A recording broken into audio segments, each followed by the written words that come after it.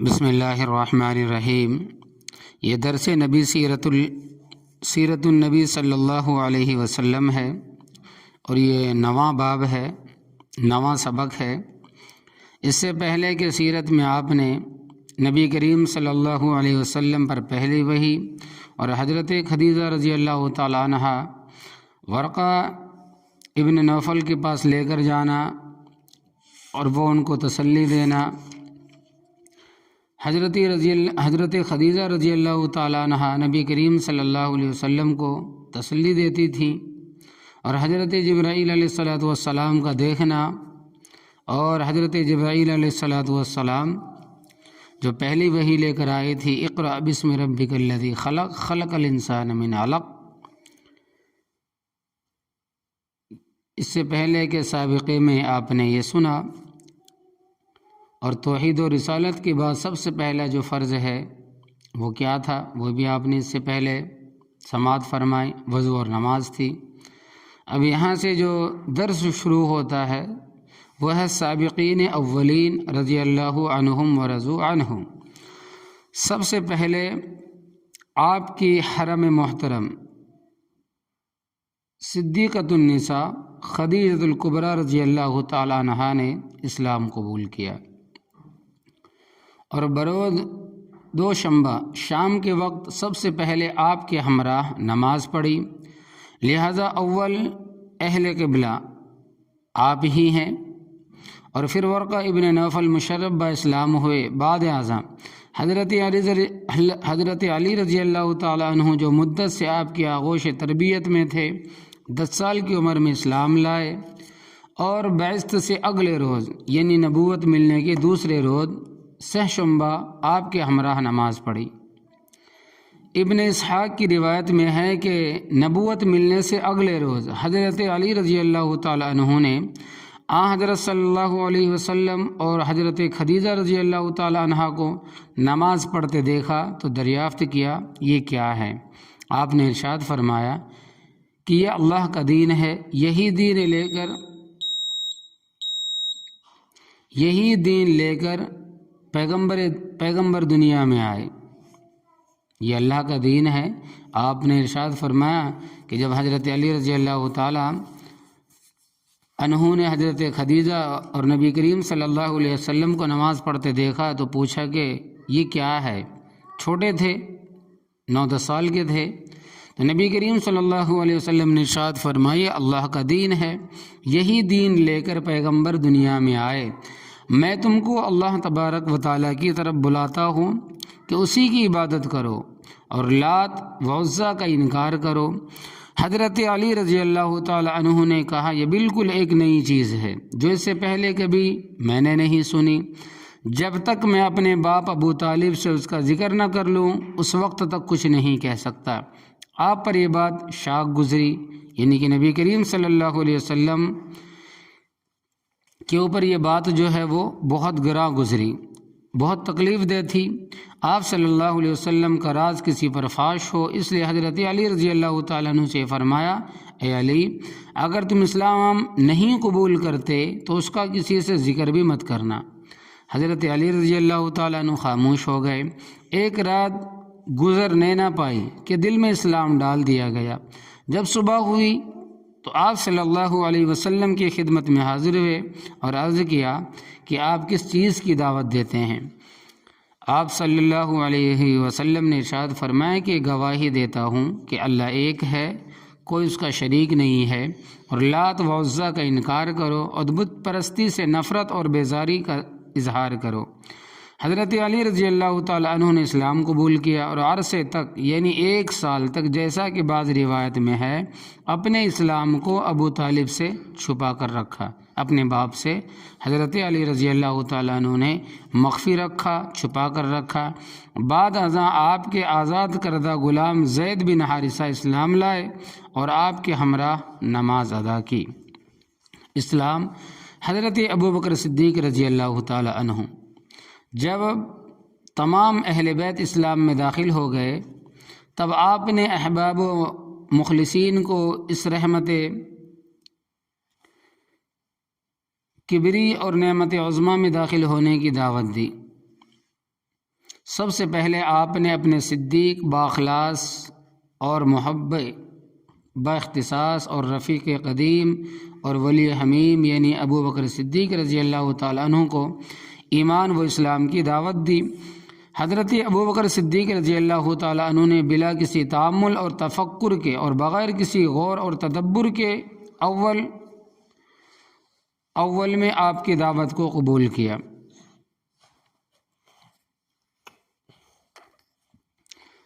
چشم احمد بر ابو بکر زدہ وزک تصدیق صدیق آمدہ، آپ نے صدیق پیش کیا، آپ نے سچائی کو پیش کیا، صدق کو پیش کیا، اور ابو بکر نے تصدیق کی، اور ایک ہی تصدیق نے صدیق بنا دیا۔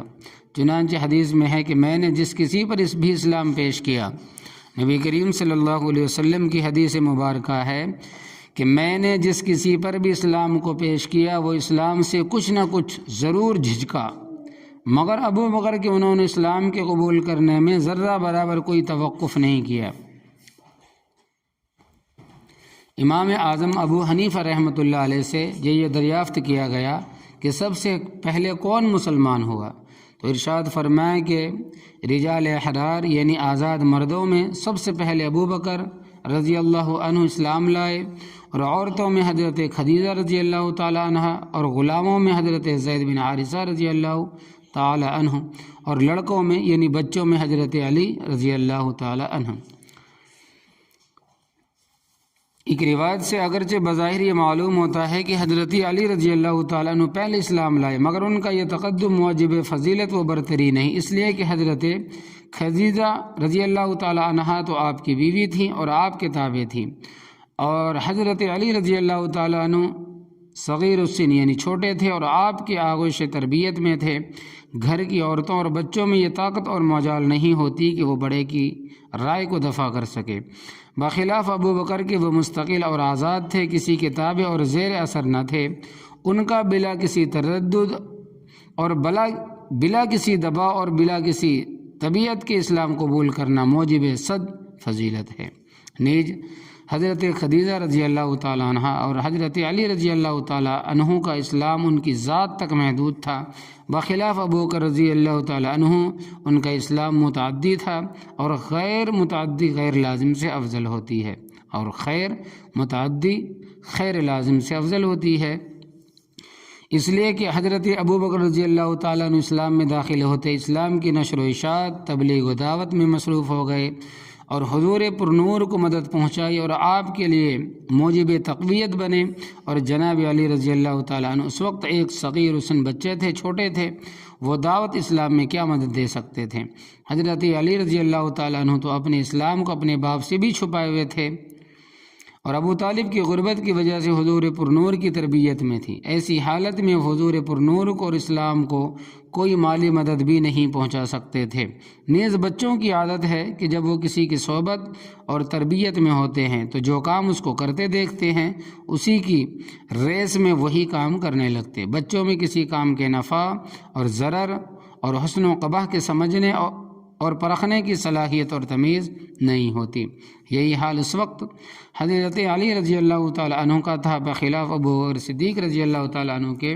وہ بڑے عاقل اور ہوش مند زیرک تھے، اور نفع اور ضرر اور حسن قبح میں تمیز کی پوری صلاحیت رکھتے تھے، اور نبی کریم صلی اللہ علیہ وسلم کے ہم عمر تھے، اور مکہ کے ذی ثروت اور ذی شوکت اور ذی اثر لوگوں میں سے تھے۔ حضرت ابو بکر صدیق رضی اللہ تعالیٰ عنہ نے ایسی حالت میں بلا کسی دباؤ کے اول میں اسلام کی دعوت کو قبول کیا، اور لوگوں پر اپنے اسلام کو ظاہر کیا۔ کسی بھائی اور باپ سے اپنے اسلام کو مخفی نہیں رکھا، چھپا کر نہیں رکھا، اور اپنے احباب خاص پر خاص طور پر اسلام کو ظاہر کیا اور اس دین میں داخل ہونے کی دعوت دی۔ ایسا اسلام موجب صد فضیلت ہے۔ خلاصہ کلام یہ ہے کہ ابو بکر صدیق رضی اللہ تعالیٰ عنہ ایسے شخص تھے جو کہ آزاد اور مستقل تھے، اور ہوش مند اور صاحب شوکت و مرتبت تھے۔ وہ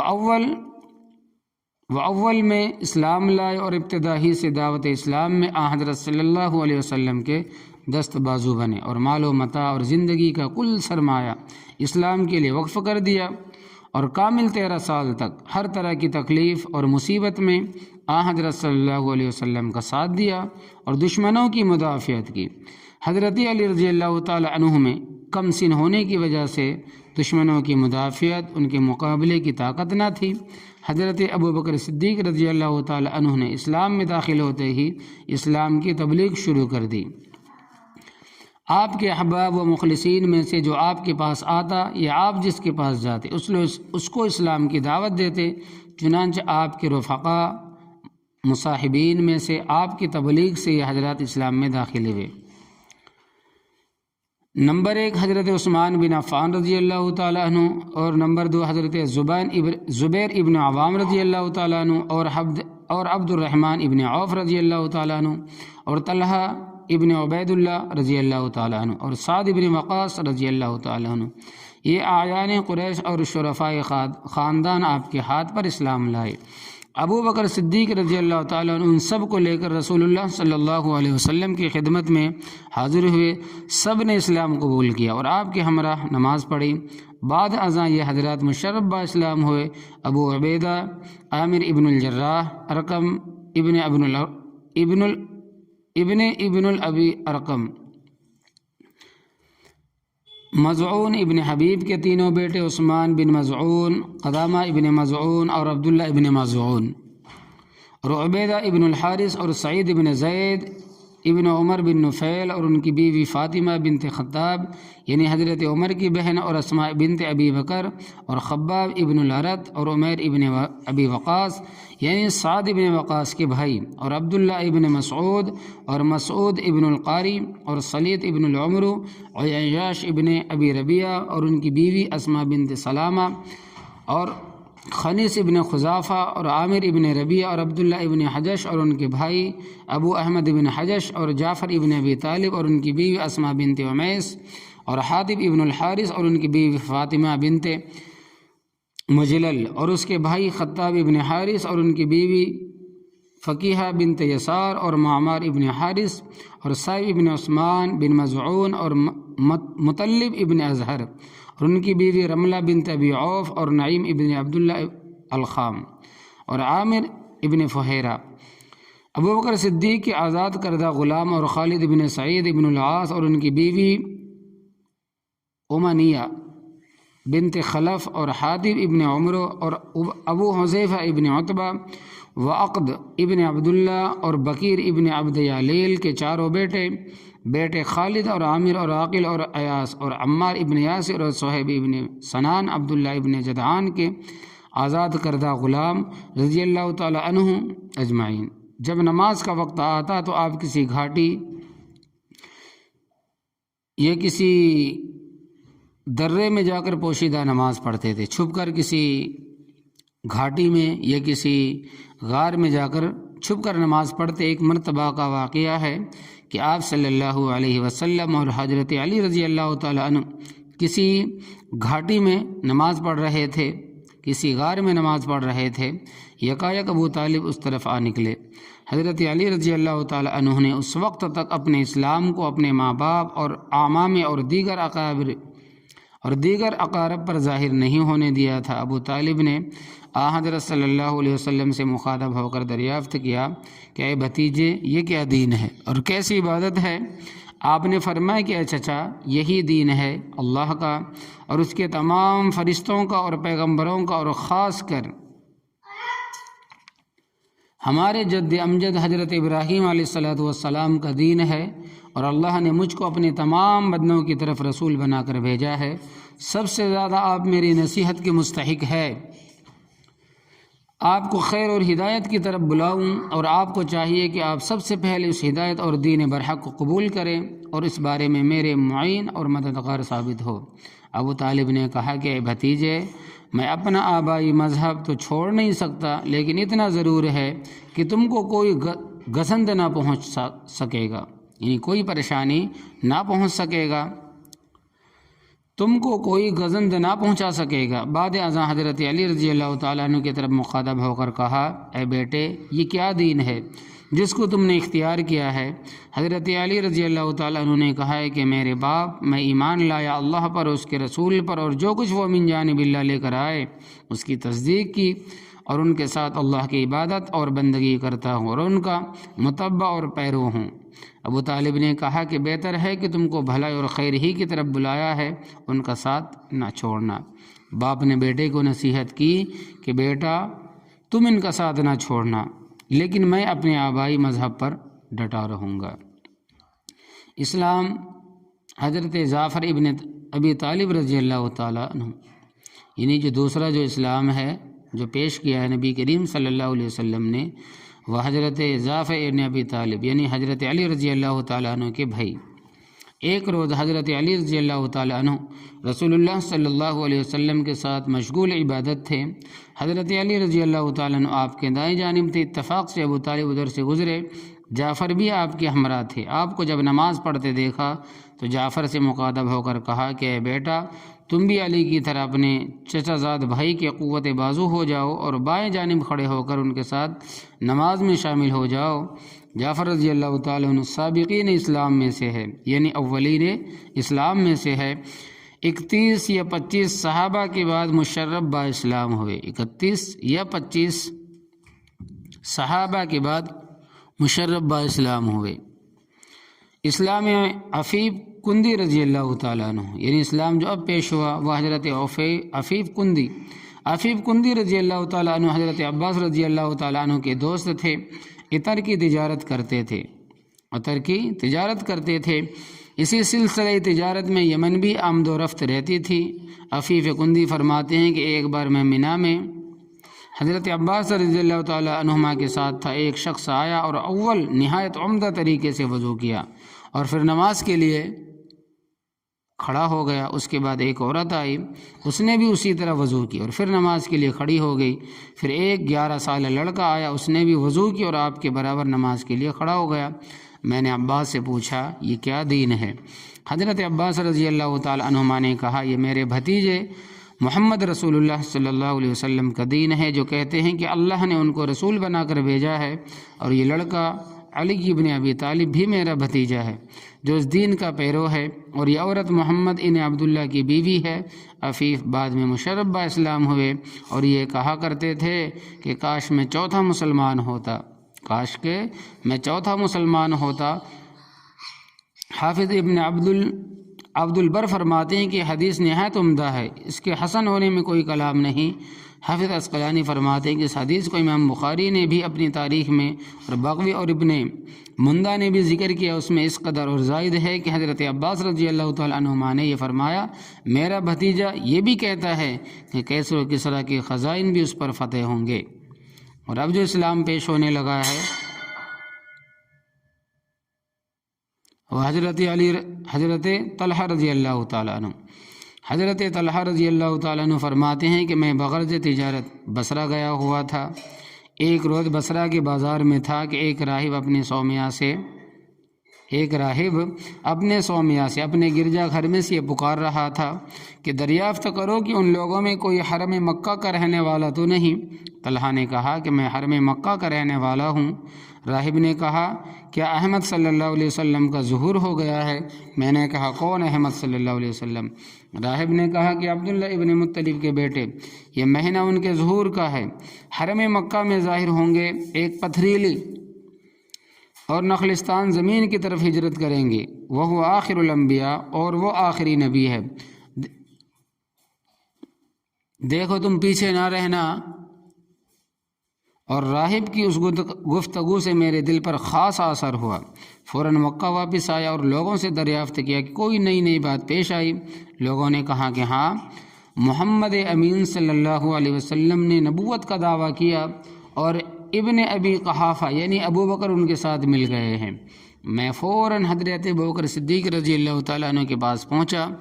حضرت ابو بکر صدیق رضی اللہ تعالیٰ عنہ مجھ کو رسول اللہ کی خدمت میں لے کر حاضر ہوئے۔ حاضر ہو کر مشرف با اسلام ہوا اور آپ سے راہب کا تمام واقعہ بیان کیا۔ اب جو اسلام پیش ہونے لگا ہے وہ حضرت سعد بن وقاص رضی اللہ تعالیٰ عنہ، سعد بن وقاص رضی اللہ تعالیٰ عنہ فرماتے ہیں کہ میں نے اسلام لانے سے 3 روز قبل یہ خواب دیکھا، میں ایک شدید ظلمت اور سخت تاریکی میں ہوں، تاریکی کی وجہ سے کوئی شخص مجھ کو نظر نہیں آتا، اچانک ایک ماہتاب طلوع ہوا اور میں اس کے پیچھے ہو لیا، دیکھا تو زید بن حارثہ اور علی اور ابو بکر رضی اللہ تعالیٰ عنہم مجھ سے پہلے اس نور کی طرف سبقت کر چکے ہیں۔ آپ کی خدمت میں حاضر ہوا اور عرض کیا کہ آپ کس چیز کی دعوت دیتے ہیں؟ آپ نے فرمایا کہ اللہ کی وحدانیت اور اپنے رسول اللہ ہونے کی شہادت کی طرف تم کو بلاتا ہوں۔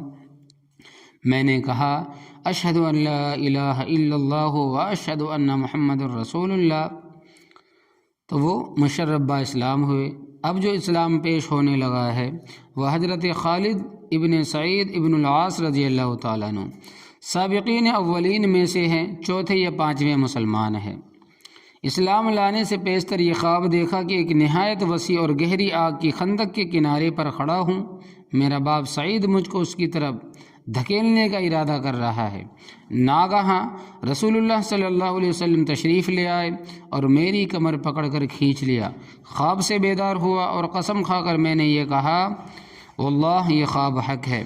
میں فوراً حضرت ابو بکر صدیق رضی اللہ تعالیٰ عنہ کے پاس آیا اور یہ خواب ذکر کیا۔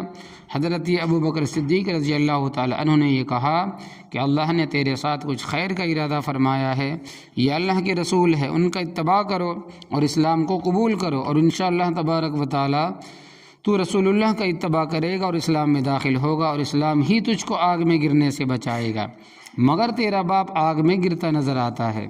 پھر میں آپ کی خدمت میں حاضر ہوا اور عرض کیا اے محمد صلی اللہ علیہ وسلم، آپ ہم کو کس چیز کی طرف بلاتے ہیں؟ آپ نے فرمایا کہ میں تجھ کو اللہ تبارک و تعالیٰ کی طرف بلاتا ہوں جو ایک ہے، کوئی اس کا شریک نہیں، اور محمد اللہ کے بندے اور اس کے رسول ہے، اور اس بات کی دعوت دیتا ہوں کہ بتوں کی پرستش چھوڑ دو جو نہ نفع اور نہ ضرر کے مالک ہے، نہ فائدے اور نقصان کے مالک ہے، اور نہ ان کو یہ علم ہے کہ کس نے ان کی پوجا کی اور کس نے نہیں کی۔ خالد کہتے ہیں کہ میں نے عرض کیا کہ میں گواہی دیتا ہوں کہ اللہ ایک ہے اور آپ اس کے رسول برحق ہے، اور اسلام میں داخل ہو گیا۔ باپ کو جب میرے اسلام کا علم ہوا تو مجھ کو اس قدر مارا کہ سر زخمی ہو گیا، اور ایک چھڑی کو میرے سر پر توڑ ڈالا، اور پھر کہا کہ تو نے محمد صلی اللہ علیہ وسلم کا اتباع کیا ہے جس نے ساری قوم کے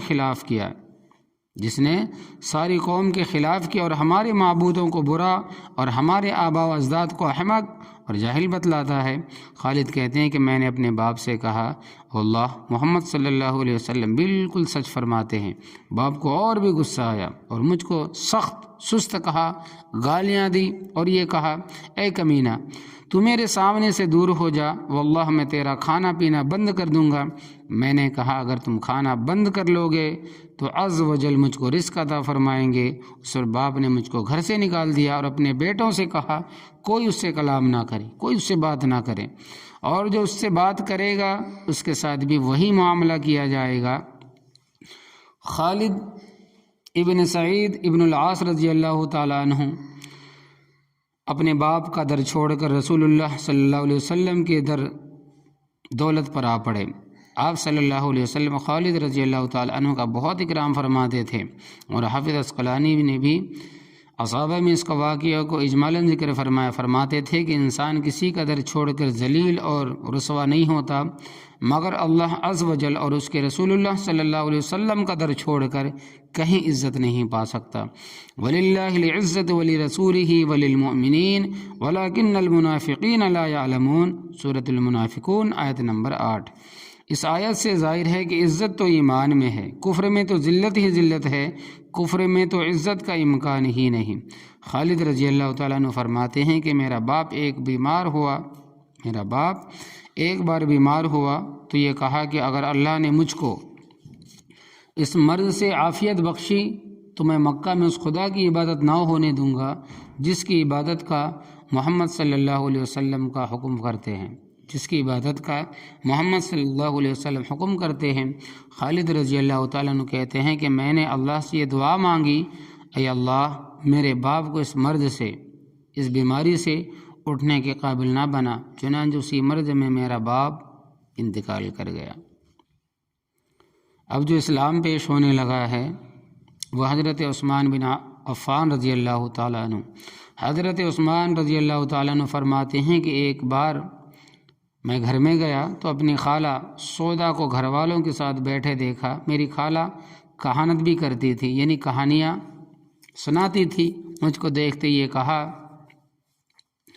اے عثمان تجھ کو بشارت ہو، سلامتی ہو، 3 بار اور پھر 3 بار اور ایک بار، تاکہ 10 پورے ہو جائیں تو خیر سے ملا اور شر سے محفوظ ہوا۔ خدا کی قسم تو نے ایک نہایت پاک دامن اور حسین عورت سے نکاح کیا تو خود بھی قد خدا ہے اور قد خدا سے تیری شاد ہوئی ہے اور قد خدا سے تیری شادی ہوئی ہے۔ یہ سن کر مجھ کو بہت تعجب ہوا اور میں نے کہا، اے خالہ کیا کہتی ہو؟ اس پر سودا نے اشعار پڑھے، عثمان یا عثمان یا عثمان لک الجمال ولک الشان، اے عثمان اے عثمان اے عثمان، تیرے لیے جمال بھی ہے اور تیرے لیے شان بھی ہے۔ ھذا النبی مع البرہان ارسلہ بحق الدیان، یہ نبی ہے جن کے ساتھ نبوت و رسالت کے برا ہیں اور دلائل بھی ہے، رب الجزا نے ان کو حق دے کر بھیجا ہے۔ وجزاؤہ التنزیل والفرقان فاتبعہ لا تبغیا بک الاوثان، ان پر اللہ تبارک و تعالیٰ کا کلام اترتا ہے جو حق اور باطل میں تمیز کرتا ہے، پس تو ان کا اتباع کر، کہیں بت تجھ کو گمراہ نہ کر دے۔ میں نے کہا کہ اے خالہ آپ تو ایسی چیز کا ذکر کرتی ہے جس کا شہر میں کبھی نام بھی نہیں سنا، کچھ سمجھ میں نہیں آتا۔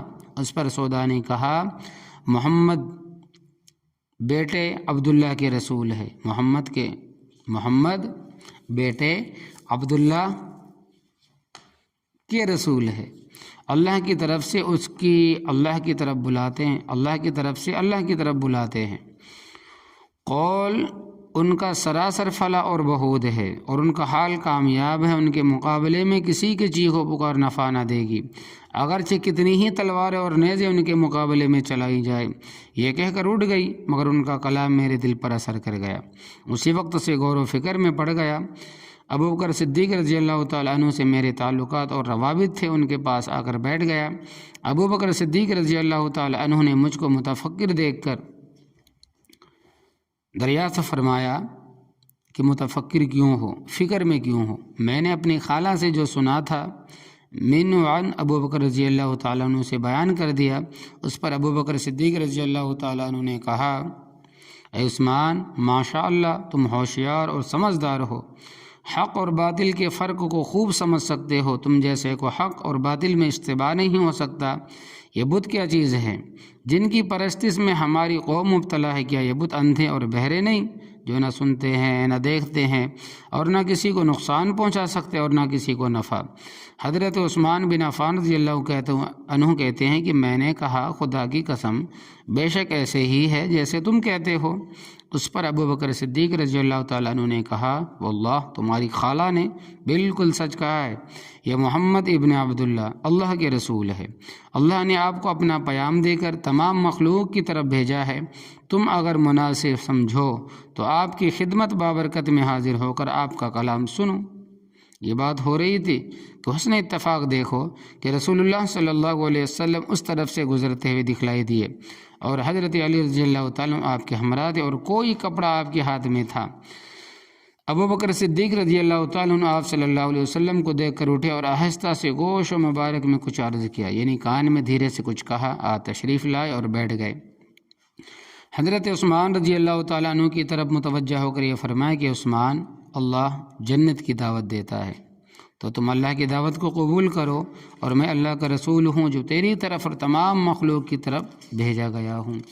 حضرت عثمان رضی اللہ تعالیٰ عنہ فرماتے ہیں کہ خدا کی قسم آپ کا کلام سنتے ہی ایسا بے خود اور بے اختیار ہوا کہ فوراً اسلام لے آیا اور یہ کلمات زبان پر جاری ہو گئے، اشہد ان لا الہ الا اللہ وحدہ لا شریک لہ وان محمدا عبدہ ورسول۔ درد دل ہر امتی کز حق مزہ است، روئے و آواز پیمبر معجزہ است۔ درد دل ہر امت کز حق مزہ است، روئے و آواز پیمبر معجزہ است۔ کچھ روز گزرے کہ آپ کی صاحبزادی حضرت رقیہ رضی اللہ تعالیٰ عنہ میری نکاح میں آئی، اور سب نے اس ازدواج و اختر ان کو نظر استحسان سے دیکھا، اور میری خالہ سودا نے اس بارے میں یہ اشعار پڑھے: حد اللہ عثمان الصفیہ بقولہ فارشدہ اللہ یہدی الی الحق۔ اللہ نے اپنے بندے عثمان کو ہدایت دی، اور اللہ ہی حق کی ہدایت دیتا ہے۔ پس عثمان نے اپنے رائے سے محمد صلی اللہ علیہ وسلم کا اتباع کیا، اور آخر اروا کا بیٹا تھا، فکر اور رویہ یعنی سمجھ سے کام لیا اور حق سے اعراض نہ کیا۔ اروا بنت قریظ حضرت عثمان رضی اللہ تعالی عنہ کی والدہ کا نام ہے، اور اس پیمبر برحق نے اپنی ایک صاحبزادی اس کے نکاح میں دی۔ پس یہ التقاء ایسا ہوا جیسے شمس و بدر کا افق میں اجتماع ہو۔ اے ہاشم کے بیٹے محمد نے عبداللہ، میری جان آپ پر قربان ہو، آپ تو اللہ کے امین ہیں، مخلوق کی ہدایت کے لیے بھیجے گئے ہیں۔ حضرت عثمان رضی اللہ تعالیٰ عنہ بن عفان کے اسلام لانے کے دوسرے روز کے بعد حضرت ابوبکر صدیق رضی اللہ تعالیٰ عنہ ان حضرات کو آپ کی خدمت میں لے کر حاضر ہوئے۔ عثمان بن مظعون، ابو عبیدہ ابن الجراح، عبد الرحمن بن عوف، ابو سلمہ بن ابن الاسد، ارقم ابو الارقم، یہ سب کے سب ایک ہی مجلس میں مشربہ اسلام ہوئے۔ یزید بن رومان سے مروی ہے کہ عثمان بن مظعون اور عبیدہ ابن الحارث اور ابو عبیدہ ابن الجراح اور عبد الرحمن ابن عوف اور ابو سلمہ ابن ابو الاسد، یہ سب مل کر آپ کی خدمت میں حاضر ہوئے، اور آپ صلی اللہ علیہ وسلم نے اسلام پیش کیا اور احکام اسلام سے آگاہ اور خبردار کیا۔ بیک وقت سب نے اسلام قبول کیا، اور یہ سب حضرات دار ارقم میں پناہ گزین ہونے سے قبل اسلام لائے۔ اب جو اسلام پیش ہونے لگا ہے وہ حضرت عمار و صہیب رضی اللہ تعالیٰ عنہ۔ عمار ابن یاسر فرماتے ہیں کہ دار ارقم کے دروازے پر صہیب بن سنان سے میری ملاقات ہوئی، اور رسول اللہ صلی اللہ علیہ وسلم اندر تشریف فرما تھے۔ میں نے صہیب سے پوچھا کیا ارادہ؟ صہیب نے بھی مجھ سے یہی سوال کیا کہ تمہارا کیا ارادہ؟ میں نے کہا کہ میرا ارادہ یہ ہے کہ آپ کے پاس حاضر ہوں اور آپ کا کلام سنوں۔ ہم دونوں دار ارقم میں داخل ہوئے، آپ نے ہم پر اسلام کو پیش کیا، ہم اسی وقت مشربہ اسلام ہوئے۔ اب جو اسلام پیش ہونے لگا ہے وہ حضرت عمر بن عبسہ رضی اللہ تعالیٰ عنہ۔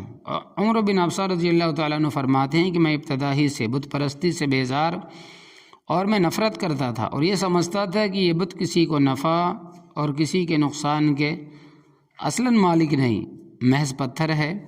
علماء اہل کتاب میں سے ایک عالم سے مل کر یہ دریافت کیا کہ سب سے افضل اور بہتر کون سا دین ہے؟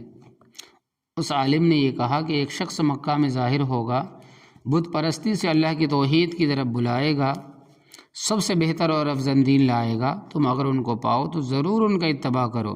عمر بن عبسہ رضی اللہ تعالیٰ عنہ فرماتے ہیں کہ اس وقت سے ہر وقت مجھ کو مکہ ہی کا خیال رہتا تھا، ہر وارد و صادر سے مکے کی خبریں دریافت کرتا تھا، یہاں تک کہ مجھ کو حضرت صلی اللہ علیہ وسلم کی خبر ملی۔ روایت ابی نعیم میں مذکور ہے، آپ کی خبر ملنے پر میں مکہ مکرمہ حاضر ہوا اور مخفی طور پر آپ صلی اللہ علیہ وسلم سے ملا اور عرض کیا کہ آپ کون ہیں؟ آپ نے فرمایا کہ میں اللہ کا نبی ہوں۔ میں نے کہا اللہ نے آپ کو بھیجا ہے؟ آپ نے فرمایا کہ ہاں۔ میں نے کہا کہ اللہ نے آپ کو کیا پیغام دے کر بھیجا ہے؟ آپ نے فرمایا اللہ کو ایک مانا جائے، اس کے ساتھ کسی کو شریک نہ گردانا جائے، بتوں کو توڑا جائے اور صلہ رحمی کی جائے۔ میں نے عرض کیا کہ اس بارے میں کون آپ کے ساتھ ہے؟ آپ نے فرمایا ایک آزاد اور ایک غلام، یعنی ابو بکر اور بلال رضی اللہ تعالیٰ عنہ۔ میں نے عرض کیا کہ میں بھی آپ کا پیرو اور متبع ہوں، میں نے بھی آپ کو مانتا ہوں، آپ کے اوپر ایمان لاتا ہوں، آپ کے ہمراہ رہوں گا، آپ کے ساتھ رہوں گا۔ آپ نے فرمایا کہ اس وقت تو اپنے وطن لوٹ جاؤ، اس وقت تو اپنے وطن لوٹ جاؤ، جب میرے غلبہ کا علم ہو اس وقت آ جانا۔ عمر بن عبسہ رضی اللہ تعالیٰ عنہ فرماتے ہیں کہ مسلمان ہو کر وطن واپس تو ہو گیا اور آپ کی خبریں دریافت کرتا رہا۔ جب ہجرت فرما کر مدینہ منورہ تشریف لے گئے تو میں آپ کی خدمت میں حاضر ہوا اور عرض کیا یا رسول اللہ صلی اللہ علیہ وسلم، آپ نے مجھ کو پہچانا بھی؟ آپ نے فرمایا کہ ہاں تم وہی ہو جو مکہ میں میرے پاس آئے تھے۔ میں نے عرض کیا کہ ہاں یا رسول اللہ صلی اللہ علیہ وسلم، میں وہی ہوں، مجھ کو کچھ تعلیم دیجیے۔ الی آخر الحدیث، پوری حدیث مسند احمد میں مذکور ہے اور یہ حدیث صحیح مسلم میں بھی مذکور ہے۔ اب جو اسلام پیش ہونے لگا ہے وہ حضرت ابو ذر رضی اللہ تعالیٰ عنہ، ابن عباس رضی اللہ تعالیٰ عنہ سے مروی ہے کہ ابو ذر غفاری کو جب رسول اللہ صلی اللہ علیہ وسلم کی بعثت کی خبر پہنچی تو اپنے بھائی انیس سے کہا کہ مکہ جاؤ، اس شخص کی خبر لے کر آؤ جو دعویٰ کرتا ہے کہ میں اللہ کا نبی ہوں اور آسمان سے مجھ پر وحی نازل ہوتی ہے، اس کا کلام بھی سنو۔ ابو ذر غفاری رضی اللہ تعالیٰ عنہ کی ہدایت کے مطابق انیس مکہ آئے اور آپ سے مل کر واپس ہوئے۔ ابو ذر غفاری رضی اللہ تعالیٰ عنہ نے دریافت کیا کیا خبر لائے؟ انیس نے کہا کہ جب میں مکہ پہنچا تو کوئی آپ کو کاذب، جھوٹا، کوئی جادوگر کہتا تھا، کوئی کاہن و شاعر کہتا تھا۔ واللہ وہ نہ شاعر ہے نہ کاہن ہے، اور یہ جو انیس ہے خود بھی بہت بڑے شاعر تھے، اس لیے فرماتے ہیں کہ میں نے کاہنوں کا کلام سنا ہے، ان کا کلام کاہنوں کے کلام سے بالکل مشابہ نہیں، ملتے جلتے نہیں، ان کے کلام کو اوزان شاعر پر رکھ کر دیکھا، شعر بھی نہیں۔ واللہ انہ لصادق، خدا کی قسم بالکل صادق ہے۔ اور یہ بھی کہا کہ اس شخص کو میں نے صرف خیر اور بھلائی کا حکم کرتے ہوئے اور شر اور برائی سے منع کرتے ہوئے دیکھا ہے، اور عمدہ اور پاکیزہ اخلاق کا حکم کرتے دیکھا ہے، اور ان سے ایک کلام سنا جس کو شعر سے کوئی تعلق نہیں۔ ابو ذر نے یہ سن کر کہا دل کو پوری شفا نہیں ہوئی۔ غالباً ابو ذر آپ کے حالات اور واقعات تفصیل کے ساتھ سننا چاہیے تھے، اتنا اجمال ان کے لیے کافی اور شافی نہ ہو، اس لیے ابو ذر خود کچھ توشہ اور مسکیزہ لے کر مکہ روانہ ہوئے اور حضرت علی رضی اللہ تعالیٰ عنہ کے توسط سے بارگاہ رسالت میں پہنچے اور آپ کا کلام سنا۔ اسی وقت اسلام لے آئے اور حرم میں پہنچ کر اپنے اسلام کا اعلان کیا۔ کفار نے اتنا مارا کہ زمین پر لٹایا، حضرت عباس نے آ کر بچایا۔ آپ صلی اللہ علیہ وسلم نے فرمایا کہ اپنی قوم کی طرف لوٹ جاؤ اور ان کو بھی ان سے آگاہ کرو، جب ہمارے ظہور اور غلبے کی خبر سنو تب آنا۔ حضرت ابو ذر غفاری رضی اللہ تعالیٰ عنہ واپس ہوئے۔ دونوں بھائیوں نے مل کر والدہ کو اسلام کی دعوت دی۔ والدہ نے نہایت خوشی سے اس دعوت کو قبول کیا۔ بعد ازاں قبیلہ غفار کو دعوت دی، نصف قبیلہ اسی وقت مشرب اسلام ہوا۔ عمر بن عبسہ اور ابو ذر غفاری رضی اللہ تعالیٰ عنہ کے واقعے صاحب معلوم ہوتا ہے کہ حضرت صلی اللہ علیہ وسلم کو دین الہی کے ظہور اور غلبے کا کامل یقین تھا، اور اس بے سر و سامانی میں یقین بدون وحی الہی کے ممکن نہیں۔ تین بگونا